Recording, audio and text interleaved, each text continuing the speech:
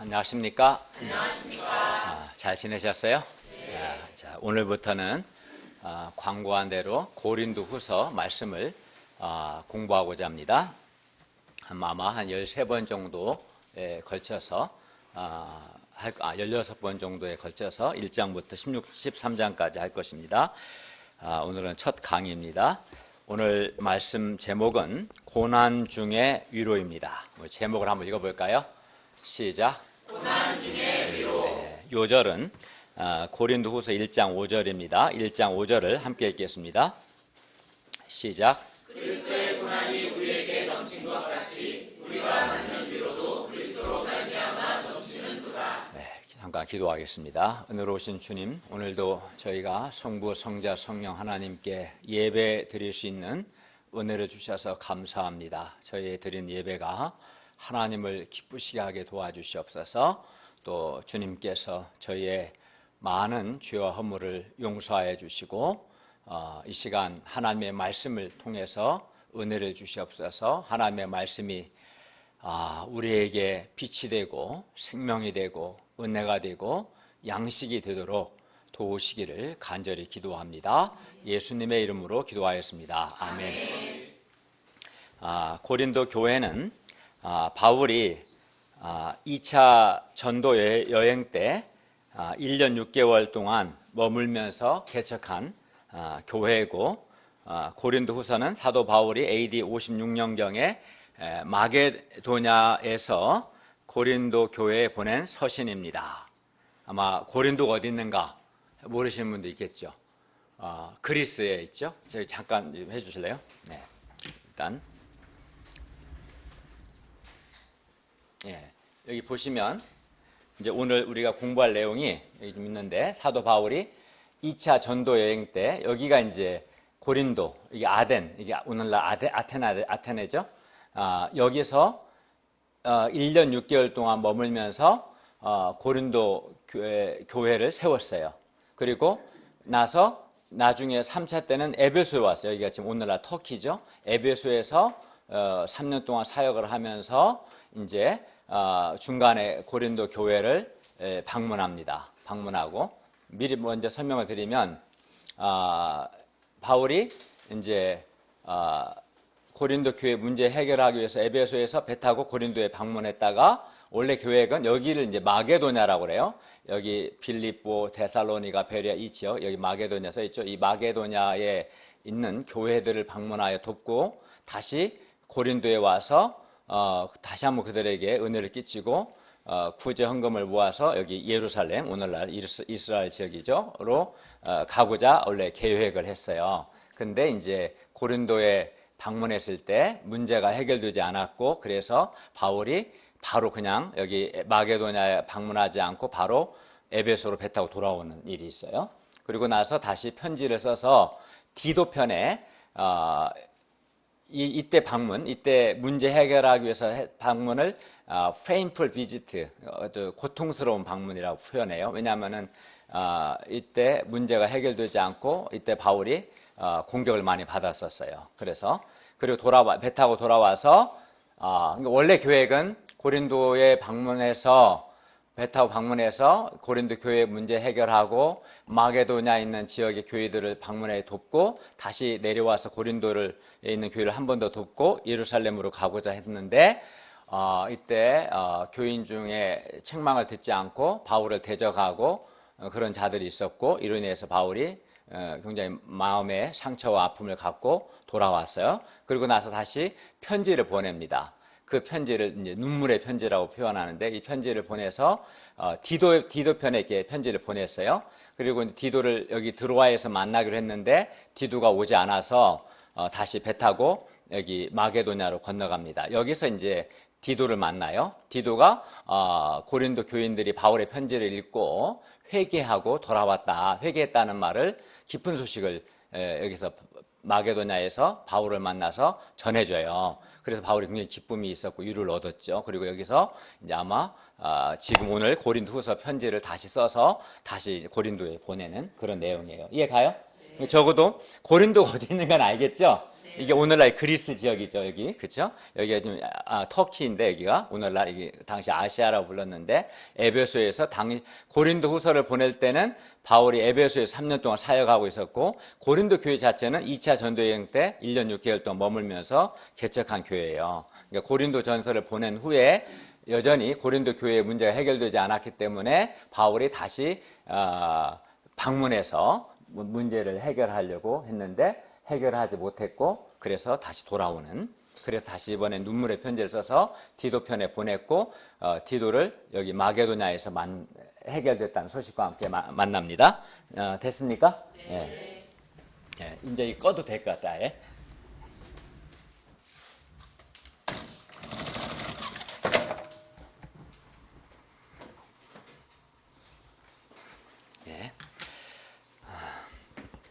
바울은 고린도 후서에서 그가 그리스도의 사도로서 어떻게 사도직을 감당했는가를 말씀합니다.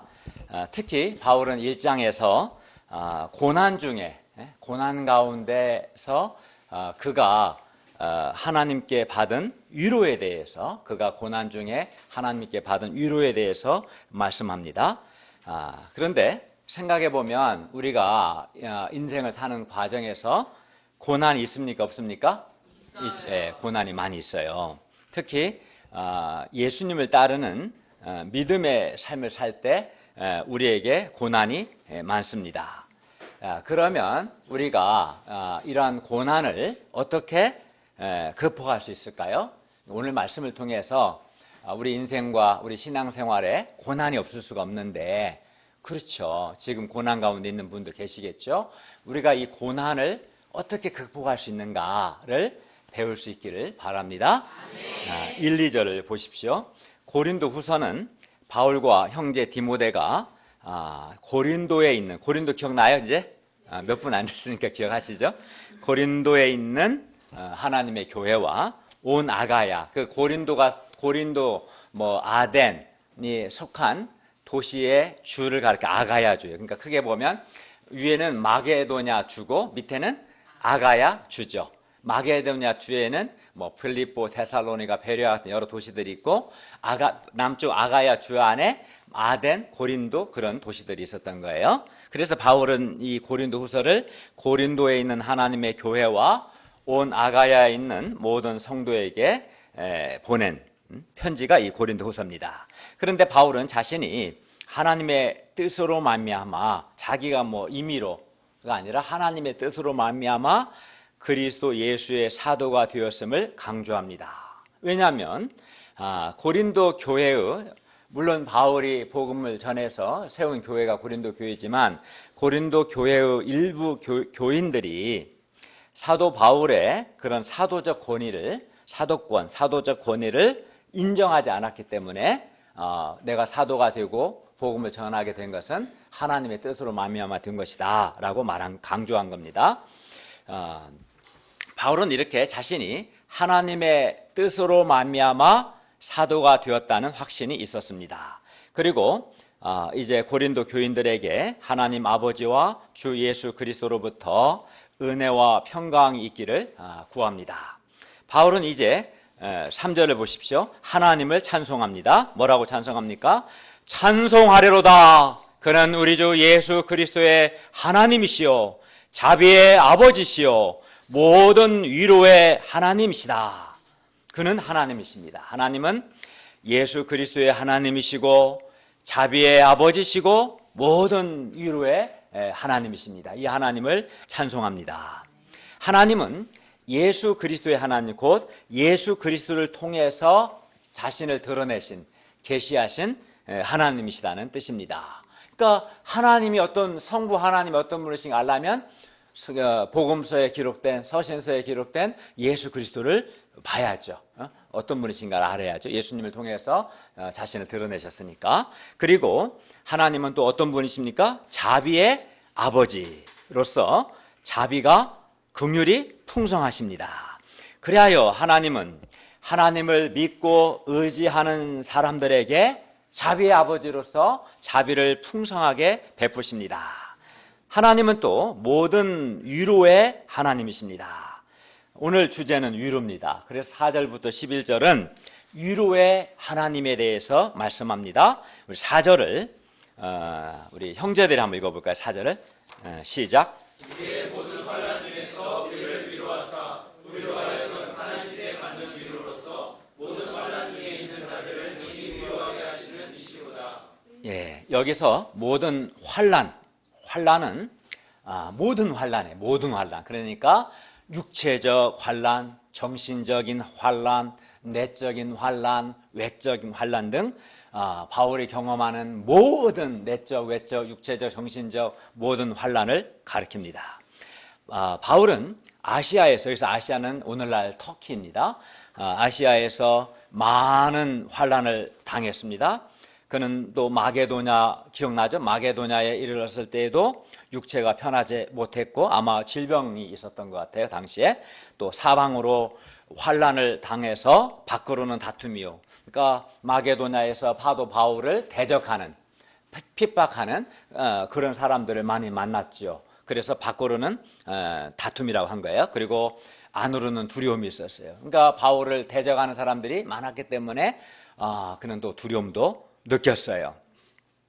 그런데 이 외에도 뒤에 이따 말씀드리겠지만 11장 23절부터 33절을 보면 이 외에도 많은 환난이 있었어요. 굉장히 많은 환난이 있었습니다. 그런데 하나님은 모든 환난 중에서 사도 바울과 그와 함께 일하는 그의 동역자들을 위로하셨어요. 그래서 4절 상반절을 보시면 우리의 모든 환난 중에서 우리를 위로하사, 하나님께서 우리의 모든 환난 중에서 우리를 위로하셨다라고 말씀합니다. 그러면 여기서 위로가 뭡니까? 하나님이 우리를 위로하셨다. 위로라는 것은 적극적으로 힘을 주고 용기를 주는 것, 이게 위로죠. 하나님은 환난 중에 있는 바울과 그의 동역자들에게 적극적으로 힘을 주고 용기를 주셨어요. 그래서 그 슬픈 마음, 낙담하는 마음, 고통스러운 마음들을 극복하게 하신 거죠. 그리고 물론 하나님이 위로하셨다고 했는데 위로는 여러 가지 형태로 나타날 수 있어요. 예를 들어서 하나님께서 환난으로 인한 고통을 겪을 때 환난 자체를 없애주심으로써 환난을 겪게 하는 그 문제 자체를 해결해 주심으로써 위로해 주실 수 있겠죠. 그렇죠? 환난의 원인이 되는 그 문제 해결을 통해서 위로해 주실 수가 있어요. 그러나 또 이런 형태만 있는 건 아니에요. 비록 환난 자체가 해결되지 않을 수도 있어요. 환난으로 인한 고통이 있지만, 고난이 있는데 비록 환난 자체는 아직 해결되지 않았지만 그 환난을 견딜 수 있는 힘과 용기를 주심으로 위로하실 수도 있는 거죠. 그러니까 환난의 원인을 제거함으로써 위로하실 수도 있고, 환난의 원인이 제거되지 않았지만 하나님이 그 환난을 견딜 수 있는 힘과 용기를 주셔서 위로해 주실 수도 있습니다. 우리가 고린도전서에서 배운 것처럼 고린도 교회에는 많은 문제들이 있었습니다. 이제 아까 제가 처음에 설명 부분을 다시 한번 정리할게요. 잘 들어보세요. 그래서 바울은 고린도전서를 써서 디모데 편으로 보냈습니다.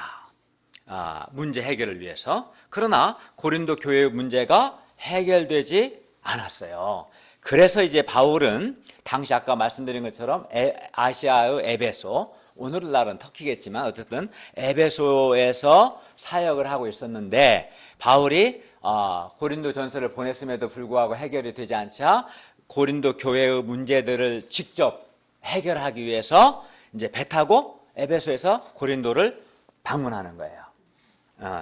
그런데 이때 바울은 뜻밖에도 고린도 교회의 어떤 한 교인으로부터 뼈아픈 공격을 받았습니다. 바울은 심각한 죄를 회개하지 않는 한 교인을 책망했는데 그 교인이 회개하지 않고 도리어 바울의 책망에 반발했어요. 뿐만 아니라 그는 더 나아가 바울의 사도적 권위에 권위까지 권위에 도전하기까지 했어요.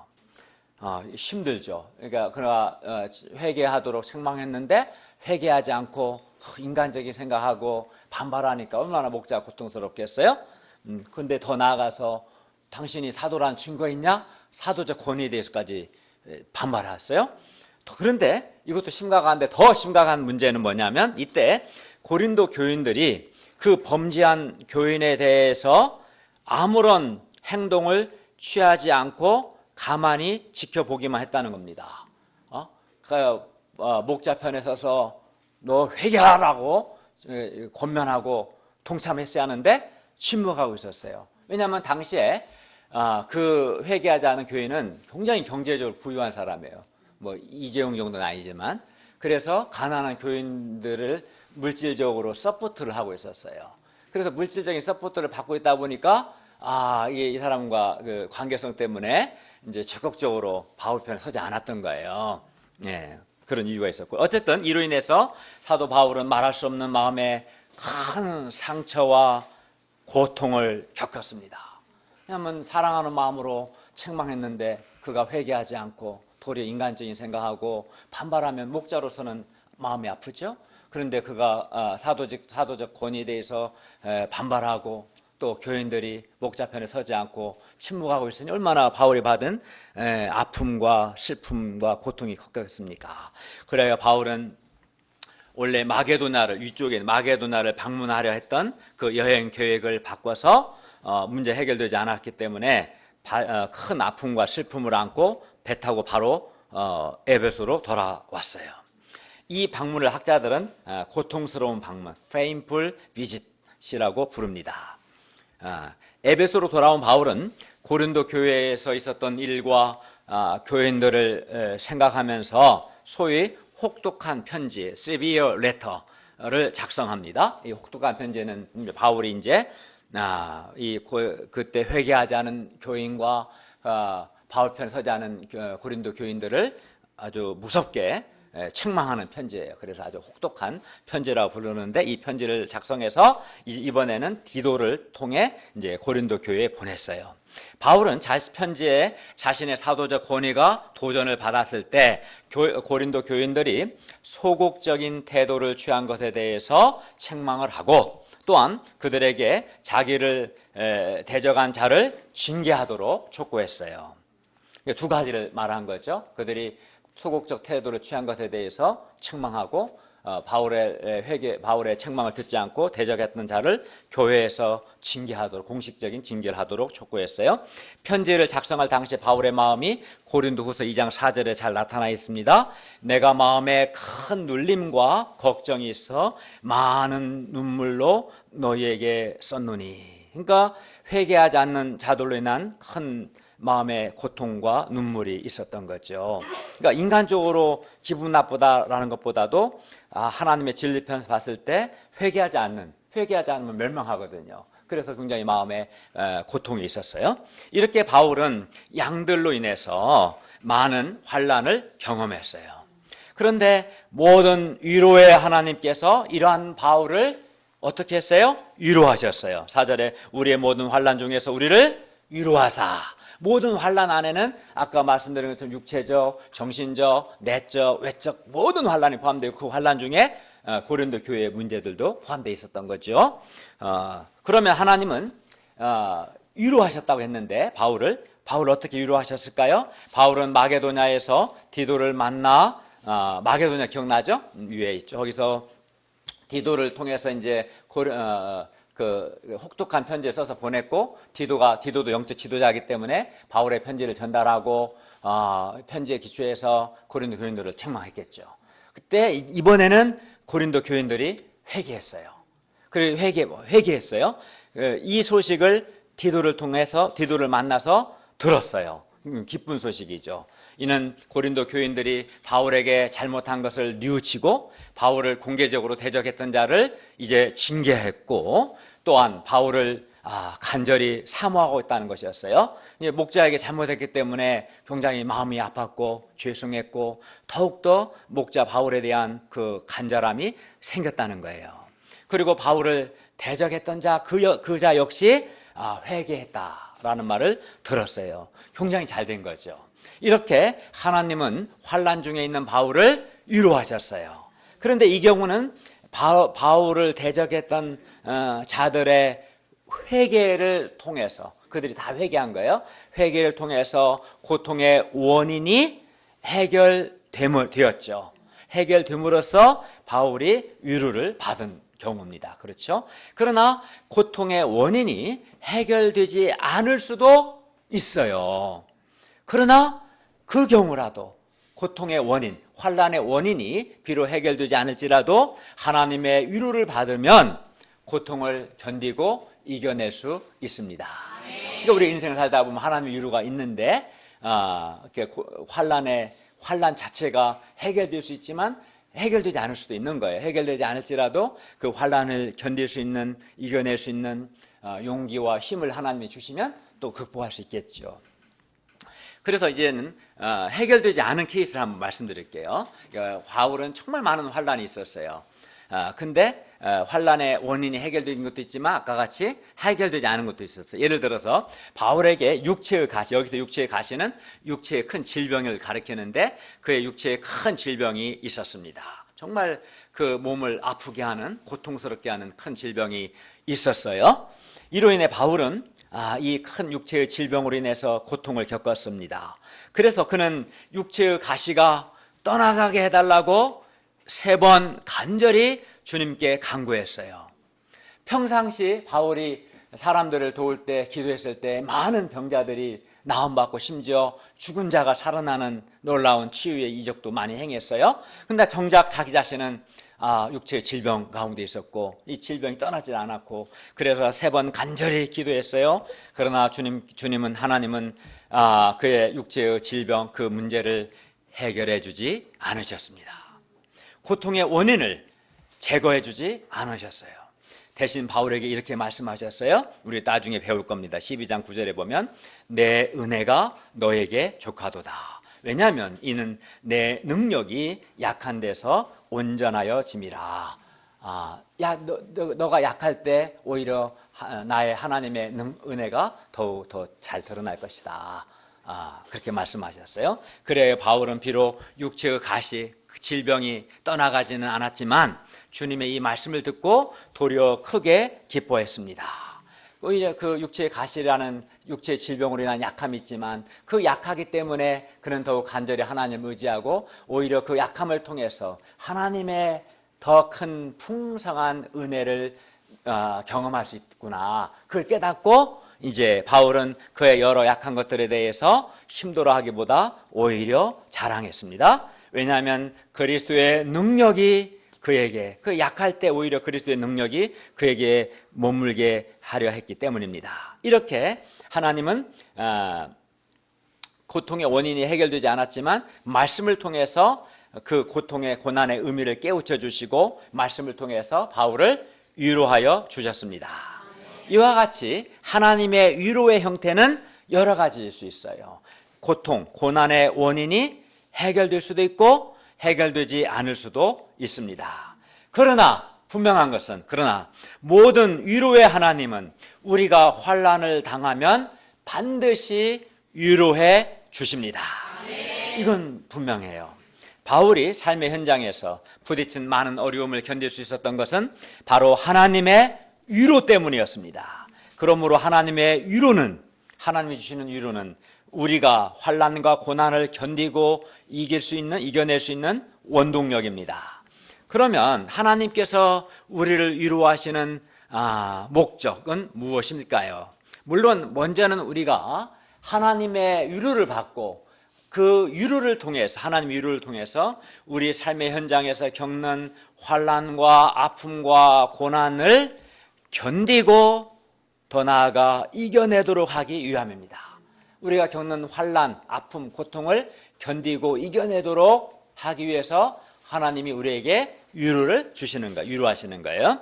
그러나 그것이 또 다는 아닙니다. 하나님께서 모든 환난 중에서 우리를 위로하시는 것은 우리로 하여금 하나님께 받는 위로로서 내가 먼저 하나님의 위로를 받고 그 위로로 모든 환난 중에 있는 다른 사람들을 또 위로하도록 하기 위해서입니다. 하나님께서 우리를 위로하시면 우리는 고난을, 그 하나님의 위로를 통해서 고난을 견디고 또 이길 수 있습니다. 더 나아가 또 고난당하고 있는 다른 사람들을 위로할 수 있어요. 그러니까 하나님이 주시는 위로가 고난을 이겨내게 하는, 나도 고난을 이겨내고 또 다른 사람, 고난 가운데 있는 사람도 고난을 이겨내게 하는 거죠. 그러면 이제 그래서 내가 고난을 당하면 하나님은 나를 위로하십니다. 그러면 나는 하나님의 위로를 통해서 고난을 이겨냅니다. 동시에 나는 하나님께 받은 바로 그 위로로 또 다른 고난 가운데 있는 사람을 위로할 수 있습니다. 바울의 믿음의 삶은, 오늘 키워드는 뭐예요? 위로. 그 앞에 또 고난도 있죠. 고난과 위로. 이게 이제 오늘의 키워드예요. 바울의 믿음의 삶은 고난 없는 위로는 없어요, 사실은. 고난과 위로인데, 바울의 믿음의 삶은 고난이 넘쳤습니다. 그런데 고난만 넘친 것이 아니라 하나님의 위로도 넘쳤습니다. 5절을 우리 자매들 한번 읽어볼까요? 시작. 그리스도의 고난이 우리에게 넘친 것 같이 우리가 받는 위로도 그리스도로 말미암아 넘치는도다. 네, 하나님 우리가 받는 위로도 넘쳤다. 5절은 4절에 대한 이유인데, 우리가 하나님께 받는 위로로서 모든 환난 중에 있는 자들을 위로할 수 있는 것은 그리스도의 고난이 우리에게 넘친 것 같이 우리가 받는 위로도 그리스도로 말미암아 넘치기 때문에, 그러니까 우리가 받는 위로가 넘치기 때문에 우리가 우리 환난을 이겨내고 또 환난 중에 있는 사람을 위로할 수 있다라고 말씀하는 거죠. 그런데 이제 바울은 예수 그리스도를 전파하는 과정에서 자신이 받은 환난, 고난을 그리스도의 고난이라고 했어요. 사실 바울 자신이 받은 고난이지만 그리스도를 전하는 과정에서 받는 고난을 내가 그리스도의 고난에 참여한 거예요. 그래서 그리스도의 고난이라고 한 거죠. 그리고 그가 받은 환난이 넘친 것을 그래서 또 그리스도의 고난이 넘쳤다라고 표현합니다. 그리스도께서 우리를 구원하기 위해서, 여기 예수 그리스도죠. 예수 그리스도께서 우리를 구원하기 위해서 많은 고난을 받으셨습니다. 예수 그리스도께서 공생의 기간 동안 사람들에게 하나님의 나라를 가르치시는 많은 수고를 하셨고 또 제자 양성에 많은 수고를 하셨습니다. 그리고 이 과정에서 끊임없이 사람들, 특히 종교 지도자로부터 예수 그리스도는 박해를 받으시고 미움을 받으셨어요. 나중에는 채찍에 맞고 조롱을 받고 십자가에서 죽으셨습니다. 그런데 바울은 복음 전파를 위해서 그가 받은 고난을 그리스도의 고난으로 보았고 그리스도의 고난이 우리에게 넘쳤다고 말합니다. 그러니까 우리가 예수 그리스도의 복음을 전하는 과정에서 고난을 받을 때 우리는 그리스도의 고난에 참여하는 것이에요. 바울은 고린도후서 11장 23절부터 28절에서 그가 예수 그리스도를 위해서 더 환기 좀 시켜서 백민이도 먹자. 예수 그리스도를 통해서 그가 또 양들을 위해서 그가 얼마나 많은 고난을 받았는가를 이야기합니다. 그래서 이제 고린도후서 11장 23절부터 28절을 고난 목록이라고 부르는데 거기를 보면은 바울은 복음 전파를 위해서 수고를 넘치도록 하고 정말 수고를 넘치도록 했어요. 그리고 옥에 갇히기도 하고 우리나라 이제 70년대, 80년대 민주화 운동하다가 옥에 갇힌 분들 많잖아요. 그런데 바울은 이제 복음 전파를 위해서 수고를 넘치도록 하고 옥에 갇히기도 하고 매도 수없이 맞고 심지어 여러 번 죽을 뻔하기도 했어요. 유대인들로부터 많은 박해를 받았고 여러 번 잠을 자지 못하고 또 굶주리고 목마르고 여러 번 굶고 춥고 헐벗었습니다. 많은 고난이 있었던 거죠. 또 이 외에도 모든 교회를 위한 많은 염려가 있었어요. 이렇게 바울은 그리스도의 고난이 넘쳤습니다. 그런데 바울에게 그리스도의 고난만 넘친 것이 아닙니다. 그리스도로 말미암아 위로도 넘쳤어요. 예수 그리스도의 고난을 통한 죄 용서 또 영생의 은혜도 넘쳤고 예수 그리스도께서 주시는 위로도 넘쳤습니다.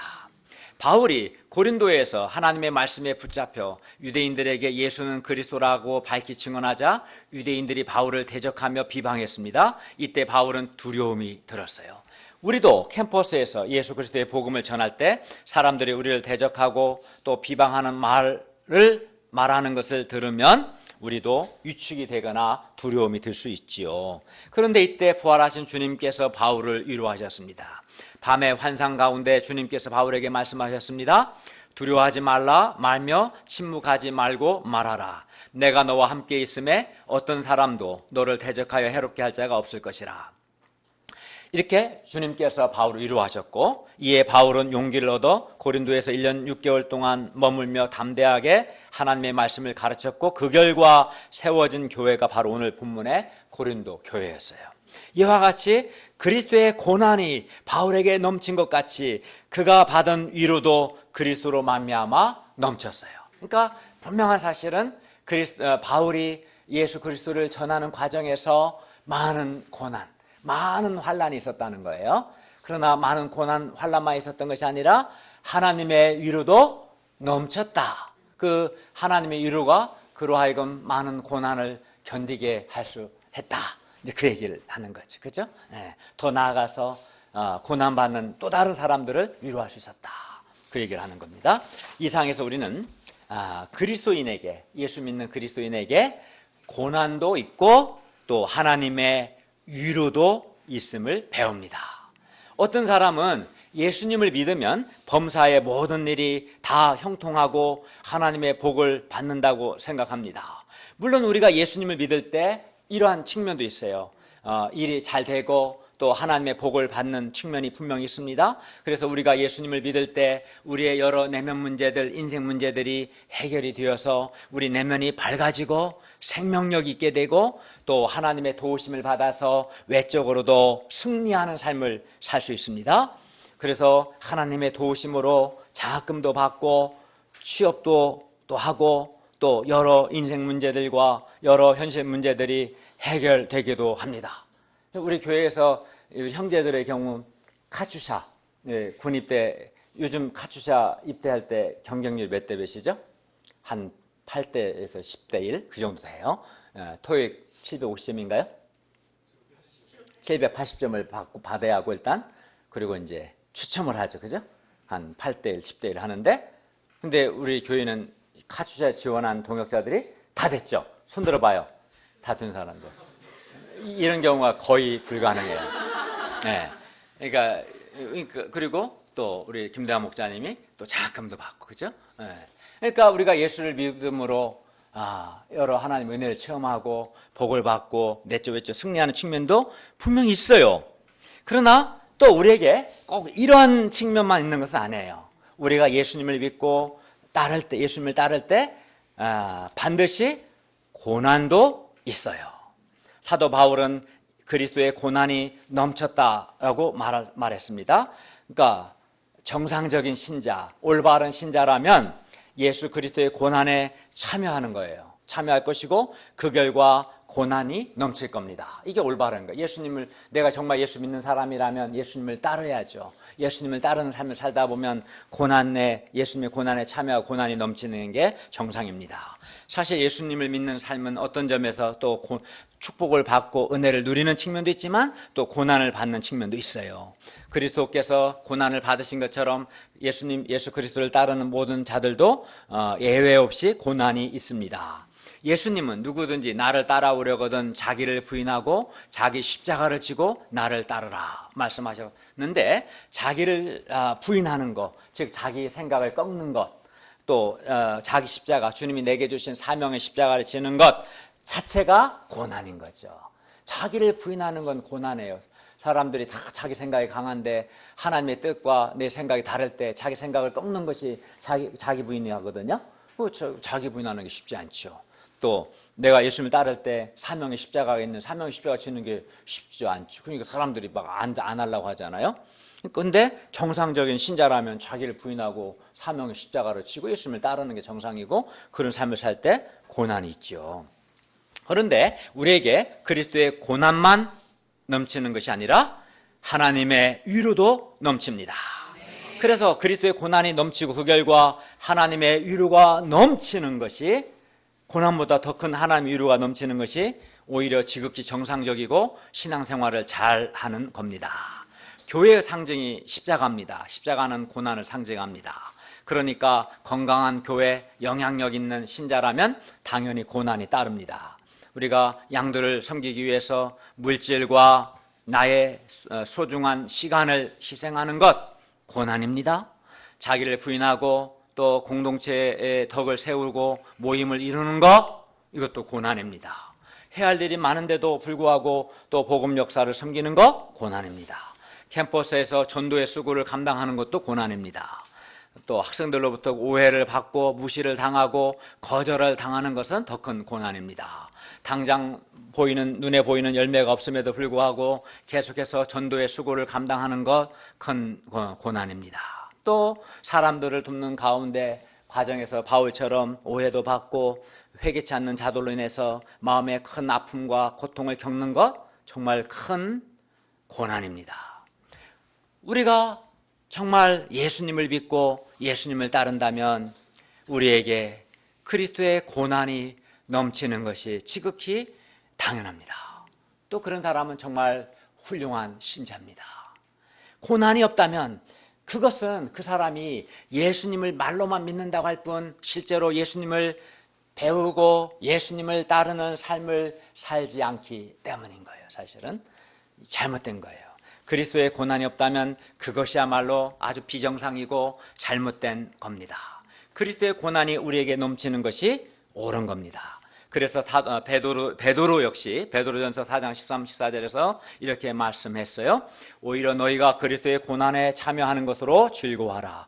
이는 그의 영광을 나타내실 때 너희로 즐거워하고 기뻐하게 하려 함이라. 너희가 그리스도의 이름으로 치욕을 당하면 복 있는 자로다. 영광의 영 곧 하나님의 영이 너희 위에 계심이라. 골로새서 1장 24절에서 바울도 이렇게 말했습니다. 나는 이제 너희를 위하여 받는 괴로움을 기뻐하고 그리스도의 남은 고난을 그의 몸된 교회를 위하여 내 육체에 채우노라. 바울은 예수 그리스도와 그의 복음 역사를 위해 받는 괴로움을 기뻐했습니다. 물론 바울만 그런 거 아니에요. 베드로도 그랬고 많은 믿음의 선배들이 다 그러했어요. 그리고 그것을 그리스도의 남은 고난으로 여기고 그리스도의 몸된 교회를 위해서 자기 육체에 채운다고 했습니다.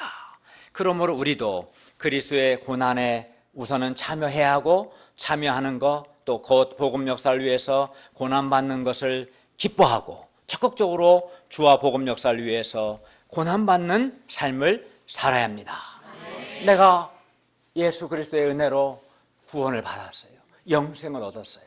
많은 인생 문제도 해결받고 내면 문제도 해결받고 삶의 현장에서 여러 기도의 응답도 받고 여러 복을 받았어요. 그렇다면 여러분은 예수 그리스도를 따르는 과정에서 어떤 고난이 있습니까? 그럼 말할 수 있어야 돼요. 그게 없다면 좀 문제가 있는 거예요. 물론 사람들은 본성적으로 고난받는 것을 본성적으로 싫어합니다. 저도 마찬가지입니다. 사람들은 할 수만 있으면 고난이 없거나 고난이 있어도 고난이 작거나 빨리 고난이 없어지기를 원합니다. 그러나 우리가 알아야 할 것은 우리에게 그리스도의 고난이 넘치는 것 같이 우리가 받는 위로도 넘친다는 것입니다. 고난만 넘치는 것이 아닙니다. 하나님의 위로도 넘칩니다. 예수님을 따르는 과정에서 고난받는 그 사람에게 하나님의 위로가 넘치는 거예요.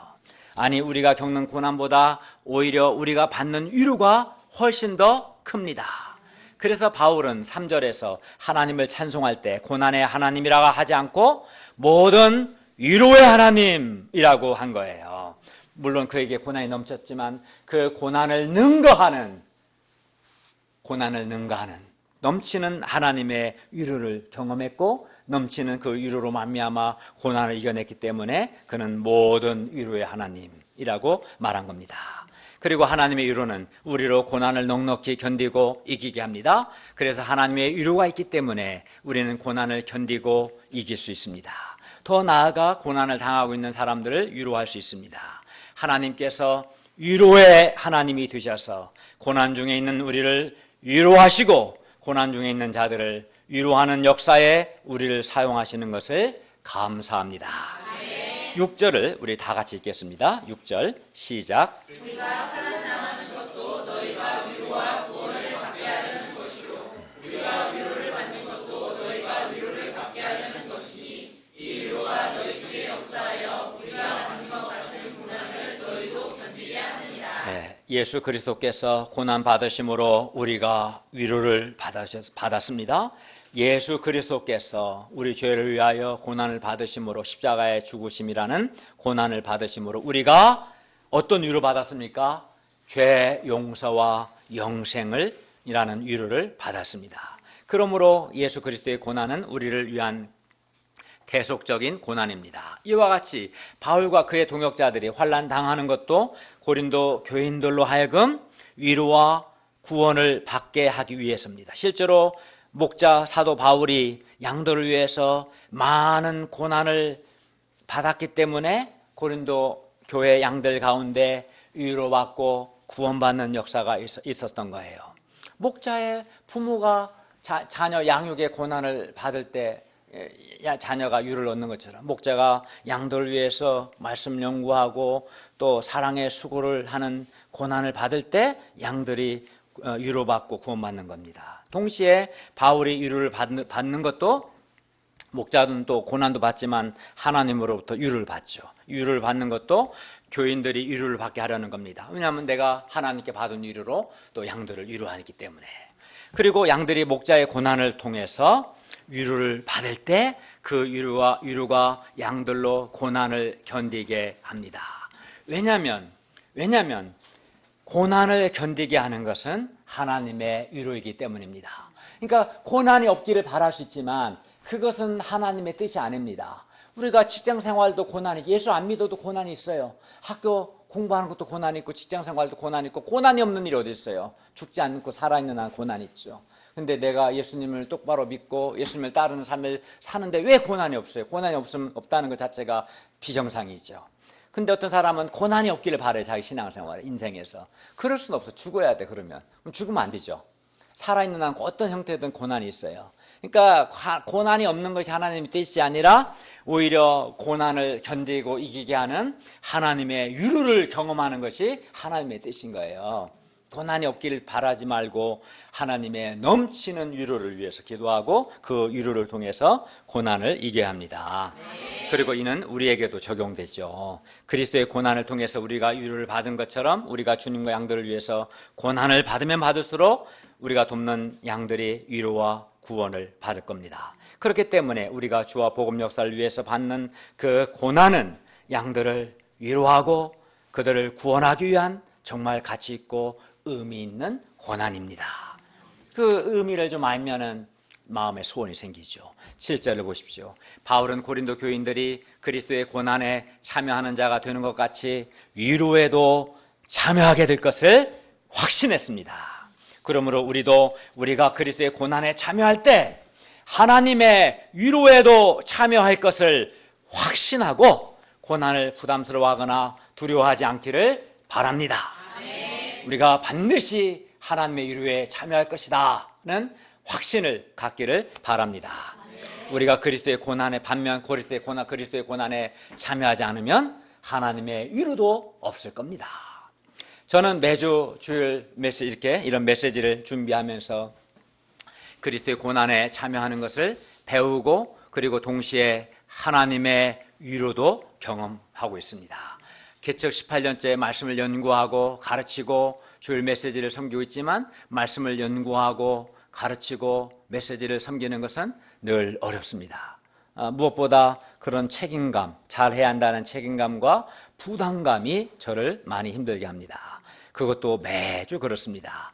그래서 너무 마음이 눌려서 저는 스트레스를 받다 보면 다시 군대에 입대하는 악몽을 꾸거나 또는 메시지 이렇게 원고를 완성하지 않은 상태에서 이 주일예배 이 강대상 앞에 서서 굉장히 당황하는 그런 꿈을 꿉니다. 그리고 꿈에서 깨어나면 안도에 다행이다, 아주 꿈이었구나 안도하고 그러다가 다시 또 간절히 정신 차리고 하나님을 의지합니다. 저는 너무 힘들어서 때마다 기도하지 않을 수 없습니다. 만약에 힘들지 않았다면 간절히 하나님 의지하지 않았겠죠. 그러나 고난이 있었기 때문에 하나님을 의지했고 정말 간절히 하나님의 은혜를 구했어요. 그러면 하나님께서 제가 근본적으로 은혜로 구원받은 자이고 또 은혜로 쓰임받는 자인 것을 깨닫게 해주십니다. 그리고 저에게 너무 부담 갖지 말고 그냥 은혜로 하라고 말씀합니다. 그러면 저는 마음의 부담감이 사라지는 것을 경험합니다. 그리고 은혜로 구원받고 은혜로 쓰임받는 것으로 인한 기쁨과 감사가 넘칩니다. 그리고 무엇보다 이런 과정을 매년 반복하면서 저는 하나님을 간절히 의지하는 것, 은혜로 사는 것, 은혜로 쓰임받는 것을 배웠고 많은 하나님의 위로를 경험했습니다. 하나님은 또 성령께서 저로 말씀을 깨닫게 해주시고 제가 메시지를 전할 때 말씀의 은혜가 있게 하셔서 저를 위로해 주셨어요. 그래 하나님께서는 주일 메시지를 통해서 우리 가운데 구원의 역사와 회개하고 변화되는 말씀의 역사 또 제자양성 역사를 이루어 주셨습니다. 부족한 저에게 그리스도의 고난이 있었지만 제가 받은 고난보다 더 큰 하나님의 위로가 있었음을 깨닫고 하나님께 감사와 찬양을 드립니다. 이외에도 저는 책임 목자로서 많은 고난이 있습니다. 사람을 돕는 것이 참 쉽지가 않습니다. 사람을 겸손하게 책망을 듣고 회개하는 사람도 있지만 교만하여 듣지 않고 인간적인 생각하고 반발하는 사람도 있습니다. 물론 사도 바울만큼은 아니지만 예수님을 배우고 따르고자 할 때 그리스도의 고난이 많은 것은 사실입니다. 그러나 하나님의 위로는 고난보다 더 커서 제가 고난을 견디고 이기게 했습니다. 그리고 그 과정에서 하나님과 인격적으로 깊이 교제하며 조금씩 속사람이 변화되고 예수님을 배우게 합니다. 우리 다 그렇습니다. 그렇기 때문에 그리스도의 고난에 참여하는 것은 옳은 것일 뿐만 아니라 우리에게 아주 유익합니다. 그리스도의 고난에 참여하는 자에게 하나님의 위로도 넘칩니다. 그러므로 우리가 기쁨으로 예수 그리스도의 고난에 참여할 수 있기를 바랍니다. 8절을 우리 형제들이 한번 읽겠습니다. 8절 시작.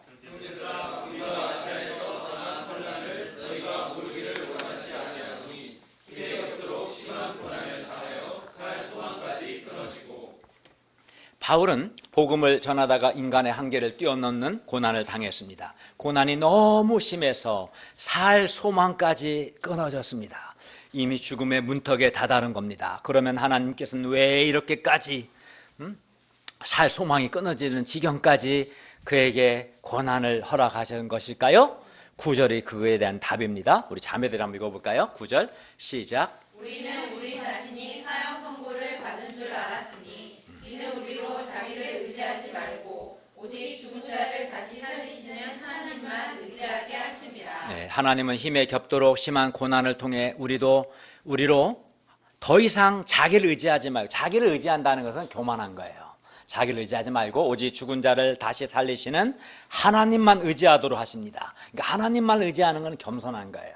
우리가 자기를 의지하는 교만한 자가 되지 않고 하나님만 의지하는 겸손한 자가 되도록 하신 거죠.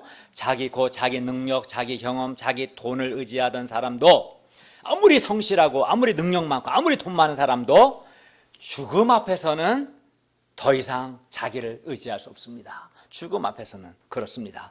그래서 하나님은 힘에 겹도록 심한 고난을 통해서 우리로 더 이상 자기를 의지하지 말고 오직 하나님, 죽은 자를 다시 살리실 수 있는 이 하나님만을 의지하는 겸손한 자로 우리를 빚으십니다. 그리고 교만한 자는 낮추시고 대적하십니다. 반면 겸손한 자에게는 은혜를 주시고 그를 높이십니다.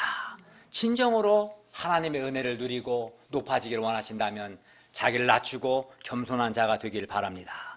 그러므로 우리가 힘에 겹도록 심한 고난을 통해서 자기를 의지하지 말고 오직 하나님만을 의지하는 겸손한 자로 빚어질 수 있기를 바랍니다. 바울은 힘에 겹도록 심한 고난을 당하여 살 소망까지 끊어졌을 때 하나님만을 의지했고 이때 하나님의 구원을 경험했습니다. 10절을 다 함께 읽겠습니다. 시작. 그가 이같이 큰 상황에서 우리를 건지셨고 또 건지실 것이며 이후에도 건지시기를 그에게 바라노라. 바울은 큰 사망에서 건지신 하나님을 경험했습니다. 바울이 죽음에 이르렀을 때 하나님께서 그를 건져 주셨어요. 자기를 큰 사망에서 건지신 하나님을 경험한 바울에게 현재의 고난은 문제가 되지 않습니다. 앞으로 닥칠 고난 역시 문제가 되지 않습니다. 왜? 왜냐하면 과거에 그를 건져주신 하나님께서 현재는 물론이고 앞으로 닥칠 고난에서도 능히 건져주실 것을 그가 믿기 때문입니다. 삶의 현장에서 중요한 것은 고난이 아니라 믿음입니다. 하나님께서 건져주시고 하나님께서 위로해 주실 것이라는 하나님의 구원과 하나님의 위로에 대한 믿음이 중요합니다. 그리고 이 믿음이 있으면 고난은 아침 안개처럼 사라집니다. 고난이 더 이상 문제가 되지 않습니다. 믿음이 없는 게 문제인 거예요. 나를 과거에 건지셨고 환난에서 그 하나님께서 지금도 환난에서 건지시고 앞으로도 건지실 것을 믿으면 고난을 이겨낼 수 있는 거죠. 그러면 믿음이라는 건 어떻게 표현됩니까? 정말 믿음 있는 사람은 환난과 고난의 때에 하나님을 의지합니다. 하나님의 말씀을 붙듭니다. 하나님께 기도합니다. 그때 하나님께서 말씀을 통해서 위로해 주시고 기도에 응답해 주십니다. 그게 믿음의 사람이죠. 그래서 하나님의 위로를 체험하는 거예요. 믿음이 없는 사람은 하나님을 의지하지 않고 기도하지 않고 말씀을 붙들지 않고 하나 어두운 생각하고 불평하고 짜증내고 원망합니다. 믿음이 없기 때문에 그렇습니다. 기도해야 돼요. 그런데 기도는 혼자도 개인적으로 혼자도 해야지만 여럿이 함께 하는 것, 합심해서 하는 것도 중요합니다. 왜냐하면 하나님께서는 많은 사람의 기도를 들으시기 때문입니다. 그러니까 한 사람의 기도도 들으시지만 많은 사람이 합쳐서 기도하는 것도 들으십니다.